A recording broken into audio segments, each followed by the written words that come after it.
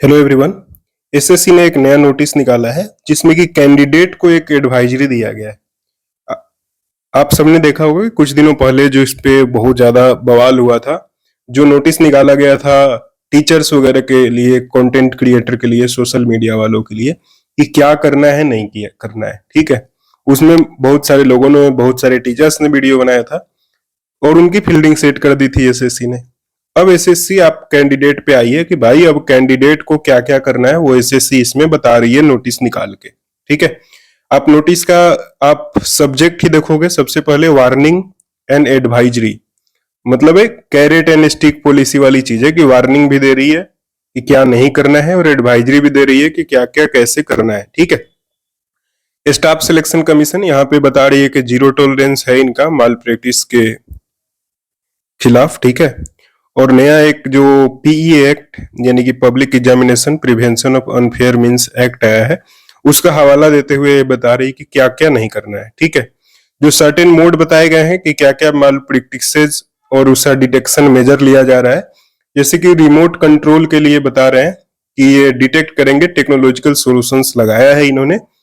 इम्पर्सोनेशंस जो होता था, जैसे एक के बिहाफ पे कोई और एग्जाम देता था, उसके लिए बता रहे हैं कि रजिस्ट्रेशन स्टेज में आधार वेरिफिकेशन कराए हैं, उससे कम होगा। और जो आफ्टर नोड सिलेक्शन जो स्वैपिंग हो जाती थी, जैसे कैंडिडेट इंटर किया कोई और फिर बाद में, तो उसके लिए सीसीटीवी सर्विलेंस और एआई का उपयोग कर रही है भाई एसएससी। ये अच्छी बात है। ठीक है, उसके बाद बता रहे हैं कि कोई भी आप चिट पास करते हैं उसके लिए सीसीटीवी कैमरा लगाए गए हैं और एआई बेस्ड एनालिटिक्स यूज करेगी एसएससी हमारी, जिससे अनफेयर असिस्टेंस एग्जाम हॉल में नहीं हो। ठीक है, कोई भी डिबार्ड कैंडिडेट है उनका एसएससी पे पता है, आपको वेबसाइट पे लिस्ट डालते रहते हैं, आगे भी ये बता रहे हैं कि ऐसा कुछ किया भैया तो करेंगे ये कि आपको कर देंगे डिबार। ठीक है, और साथ ही साथ यहाँ पर इस एक्ट के अनुसार भी जो होगा वो आपका कैंडिडेचर भी कैंसिल किया जाएगा, डिपार्टमेंट भी किया जाएगा from present and future examination, और पीईए एक्ट के अकॉर्डिंग जो भी होगा वो तो किया ही जाएगा। ठीक है, तो ये सारी चीजें आपको करनी नहीं है। ठीक है, वैसे जो भी सिंसियर स्टूडेंट्स होते हैं वो तो नहीं करते हैं। बाकी कुछ एडवाइजरी निकाला गया है वो समझ लीजिए अच्छे से, वरना आपको बाद में भुगतना पड़ सकता है। आपको लगेगा कि पता नहीं था, क्योंकि अभी तक ये सारी चीजें चलती आ रही थी। ठीक है, एसएससी कह रही कि भाई write down answer on rough sheets with the intention to attempting all question at once at the end. यानी कि एक बार में जो लोग, कुछ लोग होते हैं जो क्या करते थे, सारा क्वेश्चन एक बार अटेम्प्ट कर लिया नंबर वगैरह लिख के, और वो बाद में उसको रफ शीट में करके बाद में उसको फिल करते थे। ठीक है, एसएससी कह रही कि ये बिहेवियर जो है फास्ट आंसरिंग का डिटेक्ट किया जाएगा सिस्टम के द्वारा और इसको माल प्रैक्टिस में समझा जाएगा।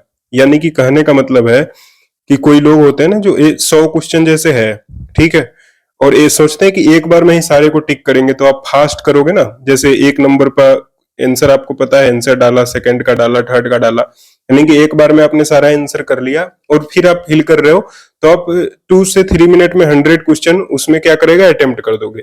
तो एसएससी को क्या दिखेगा कि ये फास्ट आंसरिंग कर रहे हो, यानी कि आपको आंसर पहले से पता था, किसी ने आपको आंसर दे दिया और उसको आप अटेम्प्ट करते जा रहे हो। ठीक है, तो इससे बचिए। इसका करना क्या है कि जब भी आप एक क्वेश्चन सोल्व करो, और जैसे मॉक देते हैं ना हम लोग, एक क्वेश्चन सोल्व करो और उसको अटेम्प्ट कर लो। ठीक है, वैसे तो ये तो कोई करता नहीं है, जिसको आंसर जेन्युइन मिल जाता है ना वही ये सारी चीजें करता है। ठीक है, तो वो अगर करेंगे तो एसएससी बता रही है कि वो पकड़ लेगी। ठीक है, उसके बाद डू नॉट स्पीक टू और peak into others candidates computer, यानी कि बगल में ताका झाकी नहीं करना है, ना तो किसी से बात करनी है।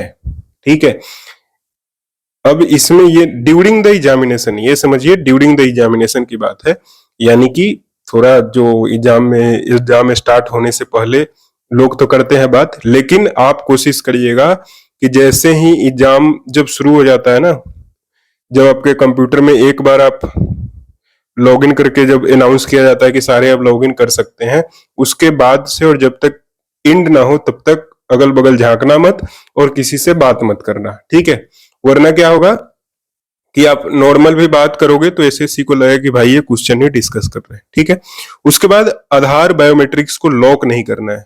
लॉक इन द सेंस क्या होता है कि आपको पता है कि जब आधार का जो ऐप आता है ना, उसमें हम बायोमेट्रिक को अपना लॉक भी कर सकते हैं, ठीक है। तो वो सारी चीजें नहीं करनी है, क्योंकि बायोमेट्रिक वेरिफिकेशन फिर आपका नहीं हो पाएगा, जिससे क्या होगा कि आपको परेशानी हो सकती है। फिर भी लेकिन जो भी जेन्युइन कैंडिडेट है, आप जेन्युइनली जाइए, अपना बायोमेट्रिक ऑथेंटिकेशन कराइए। इससे आपको भी फायदा है, क्योंकि बाद में एसएससी नहीं बोल सकती है कि मैंने एग्जाम नहीं दिया, वो नहीं किया, ठीक है। अगर उनके भी हाथ पे कोई है तो आप पता, आपका जो डेटा आधार का वेरिफिकेशन का रिकॉर्ड हो जाएगा, तो आपके लिए भी बेनिफिशियल है, ठीक है। एसएससी कह रही है कि once again want not to indulge in any malpractice, the commission is committed to ensuring fair and transparent examination, ठीक है। तो एसएससी ने बोला है कि सारी चीजें फेयर करेंगे, ट्रांसपेरेंट करेंगे, ठीक है। एसएससी देखो, अपना जो करेगी एसएससी करेगी, लेकिन तुम कोई गलती मत करना। वो अलाउड, एसएससी को गलती करना अलाउड है, तुम्हें नहीं है, ठीक है। एसएससी जो चाहे वो कर सकती है, बट तुम कुछ मत करना, ठीक है। इसमें वही बताया गया है। तो आप सभी लोग इस सारी चीजों का ध्यान रखिएगा, नहीं तो आपको बाद में प्रॉब्लम हो सकती है। आई होप दोस्तों आपको वीडियो सही लगा होगा। ये इन्फॉर्मेशन आप लोगों के लिए देना जरूरी था। चैनल को सब्सक्राइब कर लीजिए, चैनल पे नए हैं तो। चलिए, थैंक यू। कोई नया नोटिफिकेशन आएगा तो आपको नेक्स्ट वीडियो में बता दूंगा।